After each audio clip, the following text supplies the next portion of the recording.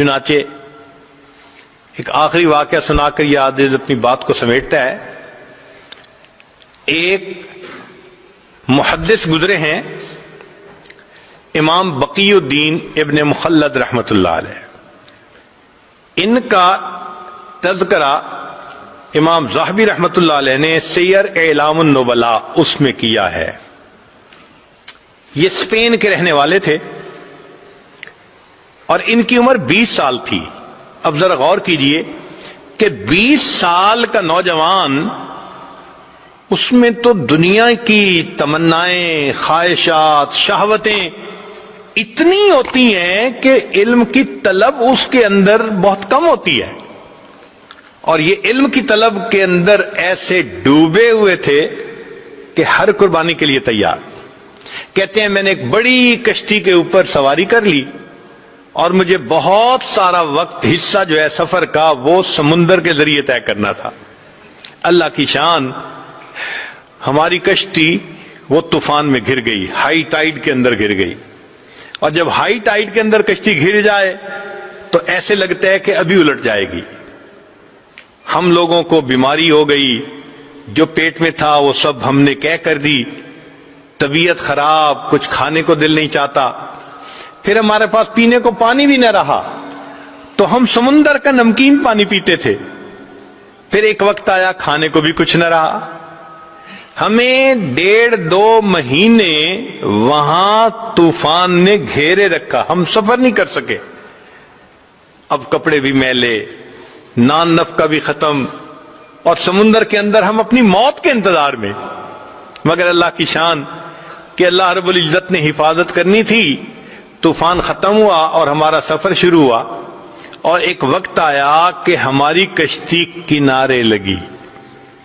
میں نیچے اترا، اپنی گٹھڑی میں نے اپنے کندھے پر اٹھائی، سر پہ اٹھائی، اور میں نے سفر شروع کیا. اس لیے کہ مجھے کئی 100 میل کا سفر پیدل کرنا تھا. جانا کہاں تھا؟ بغداد جانا تھا امام احمد بن حنبل رحمۃ اللہ علیہ سے حدیث پڑھنے کے لیے. یہ ان کے دل کی تمنا تھی. کہتے ہیں کہ میں دن رات پیدل چلتا رہا، سفر کرتا رہا، حتیٰ کہ جب میں نے بغداد شہر کو دیکھا نا آنکھوں کے سامنے تو میرے جسم نے جواب دے دیا. اتنی تھکن تھی، میں ایک درخت کے نیچے گٹھڑی کو رکھ کر لیٹ گیا اور بہت گہری نیند سو گیا. جب سو کے اٹھا تو میں نے کہا کہ چلو میں شہر جاتا ہوں. تو میں نے راستے میں ایک بندے کو آتے ہوئے دیکھا. میں نے اس بندے کو سلام کر کے پوچھا کہ سناؤ امام احمد بن حنبل کا کیا حال ہے؟ اس نے کہا کیوں پوچھ رہے ہو؟ میں نے کہا میں اتنا دور سے سفر کر کے ان سے علم حاصل کرنے کے لیے آیا ہوں. اس بندے نے ٹھنڈی سانس لی. اے نوجوان، تمہاری یہ خواہش پوری نہیں ہو سکے گی. کیوں؟ اس نے کہا کہ حاکم وقت امام احمد بن حنبل سے کسی وجہ سے ناراض ہو گیا ہے. اس نے ان کو گھر میں نظر بند کر دیا ہے. نہ کوئی بندہ ان سے مل سکتا ہے، نہ وہ کسی بندے سے مل سکتے ہیں. تم تو علم حاصل نہیں کر سکو گے. کہتے ہیں کہ یہ خبر بجلی بن کے گری میرے دل پر.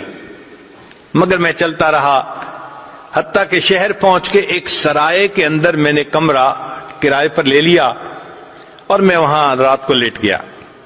اگلے دن اٹھا تو میں نے سوچا اتنا بڑا شہر ہے، آخر کہیں تو حدیث کا درس ہوتا ہوگا. تو مجھے پتا چلا کہ عصر کی نماز کے بعد ایک محدث تھے جو استاد المحدثین تھے، یحییٰ ابن معین رحمۃ اللہ علیہ، جو جرح اور تعدیل کے امام کہے جاتے ہیں. وہ حدیث کا درس دیتے تھے. میں عصر کے بعد وہاں پہنچ گیا.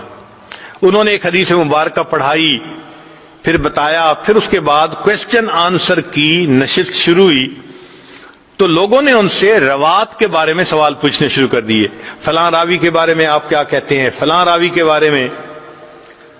تو کہنے لگے کہ یحییٰ بن معین رحمۃ اللہ علیہ وہ جواب دینے لگے. تو میں اٹھا اور میں نے اٹھ کر کہا کہ جی آپ ہشام بن عمار کے بارے میں کیا کہتے ہیں؟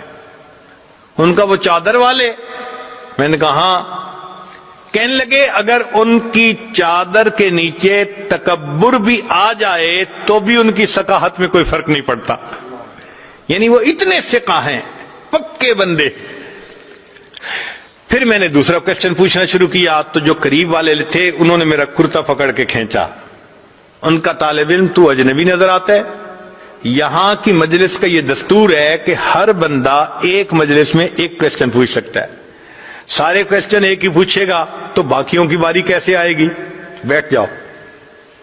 کہنے لگے جب انہوں نے کہا بیٹھ جاؤ تو میں نے، مسکین چہرہ تو تھا ہی صحیح، ان کی منت سماجت شروع کر دی، میں نوارد ہوں، مجھے پتہ نہیں تھا، میں نے اصل کوشچن تو اب پوچھنا تھا، میں یہ کوشچن پہلے پوچھتا۔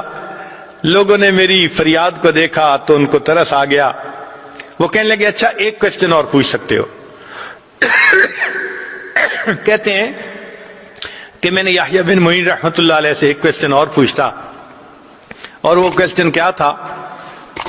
میں نے پوچھا کہ مجھے امام احمد بن حنبل کے بارے میں آپ بتائیے کہ آپ کیا کہتے ہیں۔ میرے سوال کو سن کر یحییٰ بن معین رحمۃ اللہ علیہ نے سر کو جھکا لیا، مجمع پہ سناٹا چھا گیا، پن ڈراپ سائلنس۔ لوگ حیران تھے کہ اس بندے نے ایسا کوشچن پوچھ لیا، اس کو نہیں پتا کہ حاکم وقت کے عتاب میں ہے وہ۔ تھوڑی دیر خاموشی رہی، بالآخر یحییٰ بن معین رحمۃ اللہ نے سر اٹھایا، ٹھنڈی سانس لی اور کہا کہ امام احمد بن حنبل امام المسلمین ہے۔ جب انہوں نے یہ الفاظ کہے کہ احمد بن حنبل امام المسلمین ہیں تو میں نے دل میں اور پکا ارادہ کر لیا کہ میں نے ان سے حدیث پڑھنی ہے۔ جب درس ختم ہوا تو میں نے قریب کے ایک آدمی کو کہا کہ مجھے امام احمد بن حنبل کا گھر دکھا دیجئے۔ اس نے کہا بھائی نہیں، پولیس کو پتہ چل گیا تمہیں بھی سزا ملے گی، مجھے بھی ملے گی۔ پھر میں نے اس کو کہا کہ بھائی ایسے کرو کہ مجھے ساتھ لے چلو اور امام احمد بن حنبل رحمۃ اللہ علیہ کے دروازے سے گزرتے ہوئے تم آنکھ کے اشارے سے بتا دینا کہ یہ گھر ہے، پھر میں جانوں میرا کام جانے۔ اس نے کہا چلو اتنا میں کر دیتا ہوں۔ تو اس نے مجھے امام احمد بن حنبل کے گھر کا دروازہ دکھا دیا، میں نے راستہ اچھی طرح یاد کر لیا اور میں لوٹ کے اپنے ہوٹل کے کمرے میں آ گیا۔ اب میں رات بھر سوچتا رہا کہ امام احمد بن حنبل سے میں علم حاصل کیسے کر سکتا ہوں، مجھے چین نہیں آتا تھا، میرا دل سکون میں نہیں تھا، میں کیسے ان سے علم حاصل نہ کروں، مجھے ہر قیمت پہ علم حاصل کرنا ہے۔ کہنے لگے جب صبح اٹھا تو میرے ذہن میں خیال آیا، میں نے کیا کیا، اپنے ایک گھٹنے کو کپڑے سے باندھ لیا، یعنی جیسے کوئی وونڈ ہوتا ہے